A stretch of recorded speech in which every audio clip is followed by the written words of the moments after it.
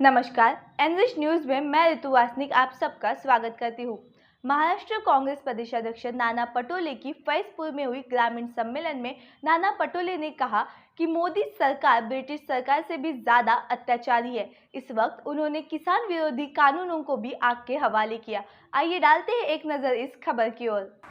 कांग्रेस के प्रदेश अध्यक्ष नाना पटोले ने फैजपुर में धनाजी नाना कॉलेज के परिसर में केंद्र सरकार द्वारा लाए गए किसान विरोधी काले कानूनों को जलाकर अपने उत्तर महाराष्ट्र दौरे की शुरुआत की, जहां भारतीय राष्ट्रीय कांग्रेस का पहला ग्रामीण सम्मेलन आयोजित किया गया था।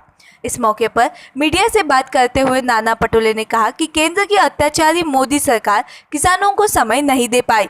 3 काले कृषि कानूनों के खिलाफ किसान 7 महीने से दिल्ली सीमा पर धरना प्रदर्शन कर रहे हैं। इस आंदोलन में 400 किसान अपने जान गंवा चुके हैं, लेकिन नरेंद्र मोदी जो हक से कुछ ही दूरी पर है, इन किसानों से एक साधारण मुलाकात भी नहीं की। जहां किसान ठंड, बारिश और धूप में विरोध कर रहे थे, वहीं प्रधानमंत्री मोदी पश्चिम बंगाल में अपने अभियान में व्यस्त थे। यह कांग्रेस की भूमिका है कि इन दमनकारी कानूनों को निरस्त किया जा रहा है। देश में कोरोना की स्थिति से निपटने में मोदी सरकार भी विफल रही है। पूर्व प्रधानमंत्री डॉक्टर मनमोहन सिंह, सोनिया जी, राहुल जी ने कोरोना को लेकर अहम सलाह दी थी, लेकिन देश को हजारों की कुर्बानी देकर इस पर ध्यान न देने की कीमत चुकानी पड़ रही है। कल राहुल जी ने कोरोना की तीसरी लहर को लेकर आगाह किया और उचित कदम उठाने की मांग की। पिछली 2 लहरों में निर्दोष लोग मोदी सरकार की अक्षम्य गलती का शिकार हुए हैं। नाना पटोले ने कहा कि सरकार को जल्द से जल्द जागना चाहिए और समय पर बचाव के उपाय करने चाहिए। मोदी सरकार के 7 साल के कार्यकाल में देश में अराजकता बढ़ी, फसल बीमा योजनाओं से भी किसानों को लूटा जा रहा है। कांग्रेस पेट्रोल, डीजल और खाद्य तेल की बढ़ती कीमतों और बढ़ती बेरोजगारी के खिलाफ लड़ रही है। कोरोना संकट के चलते बड़ी संख्या में लोगों का सड़कों पर आना प्रतिबंधित है, लेकिन कांग्रेस ने कोरोना नियमों का पालन करते हुए मोदी सरकार के खिलाफ आंदोलन किया है और आगे भी करती रहेंगी। नाना पटोले ने जलगांव जिले में विभिन्न स्थानों पर किसानों से बातचीत की और उनकी दुर्दशा के बारे में जाना और कोरोना की स्थिति की समीक्षा की और साथ ही कोरोना केंद्र का दौरा किया। कांग्रेस कार्यकर्ताओं ने और किसानों ने जगह जगह पटोले का स्वागत किया। जो केंद्र की नरेंद्र मोदी की सरकार ने जो किसान विरोधी 3 काले कानून बनाए, उसका दहन करने का काम हमने किया है। क्योंकि फैजपुर की भूमि इसलिए पहचानी जाती है कि अंग्रेज के जब राज में जब किसान विरोधी जो अंग्रेज की भूमिका थी, उसके विरोध में कांग्रेस का 50वां अधिवेशन फैजपुर में हुआ था।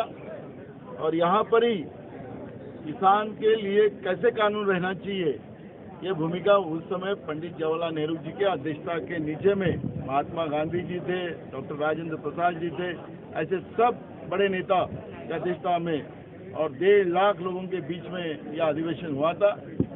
और आज वही समय आया है कि वो तो गोरे थे, लेकिन आज दिल्ली में बैठी हुई सरकार 6 महीने से जो किसान 3 काले कानून के विरोध में जो लड़ रही है और देश का प्रधानमंत्री उनसे बात करने को उनके पसीने की भी बदबू सहन होती नहीं, ऐसे व्यवस्था के विरोध में और वो 3 काले कानून के विरोध में फैजपुर में हमने आज तीनों काले कानून का दहन किया है। तुरंत केंद्र सरकार ने तीनों काले कानून बदलना चाहिए, ये मांग कांग्रेस फैजपुर के इस पवित्र भूमि से करती है। सर, अगले आने वाले चुनाव में कांग्रेस अपना खुद कांग्रेस पक्ष लड़ेगा जिले में, ऐसा आप देखो, हमने इस बात को कई बार दोहराया है।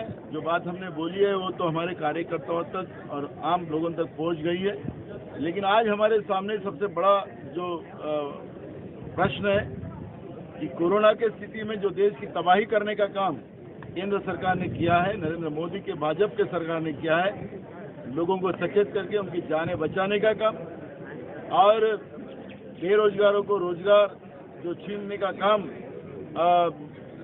नरेंद्र मोदी और बीजेपी की सरकार ने किया। हम उस युवाओं के साथ भी खड़ा होने का समय है, किसानों के साथ खड़ा होने का समय है।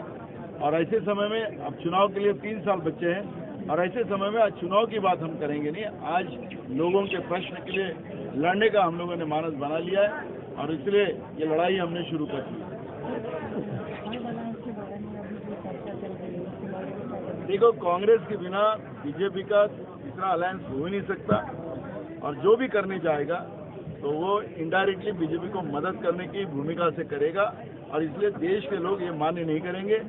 देश की जनता ने एक मानस बना लिया कि आप देश में सिर्फ कांग्रेस ही देश की संवैधानिक व्यवस्था को, देश की जनता के मान सम्मान को, उनके जीवितों को बचाने का काम भी सिर्फ कांग्रेस कर सकती है। अब हिंदुस्तान की जनता ये जानती है, और इसलिए इस तरह की जो अफवाहें फैलाने वाली व्यवस्था को कोई मान्यता इस देश में मिली नहीं।